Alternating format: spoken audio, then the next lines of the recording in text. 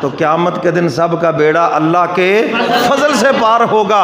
اپنے عملوں کے اوپر اعتماد نہ کرنا، ورنہ ناز آ جائے گا، تکبر آ جائے گا، اور تکبر آیا سارے عمل ہی ختم ہو گئے۔ میں تہجد گزار ہوں، میں بڑا عبادت گزار ہوں، میں نے حج کی ہیں، میں نے اتنے عمرے کی ہیں، میں نے فلاں کیا۔ جب اس مقام پہ انسان آتا ہے شیطان پٹخ کے رکھ دیتا ہے، سارے کے سارے عمل دھرے رہ جاتے ہیں۔ حق تعالیٰ فرماتے ہیں کیوں تکبر کر رہا ہے؟ ارے میرے فضل کی بات کیوں نہیں کرتا؟ اگر میں تیرے اوپر فضل نہ کرتا تو ایک رکعت بھی نہیں پڑھ سکتا تھا۔ یہ تو ہمارا فضل و کرم ہے، تمہیں چاہیے تھا میرے فضل کے گن گاتا۔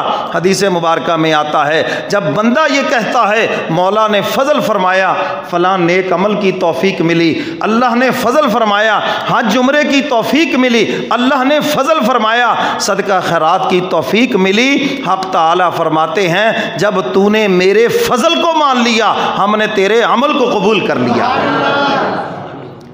جو مولا کے فضل کی بات کرتا ہے یہ نشانی ہے اس بات کی کہ اللہ نے اس کے عمل کو قبول کر لیا ہے، اور یہی عمل اس کی بخشش کا ذریعہ ہے۔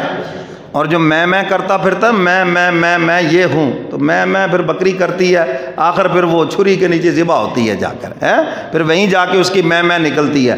تو اس لیے اپنے نیک اعمال کے اوپر میں نہ کرو، اپنا کمال نہیں، یہ مولا کا فضل و کرم ہے۔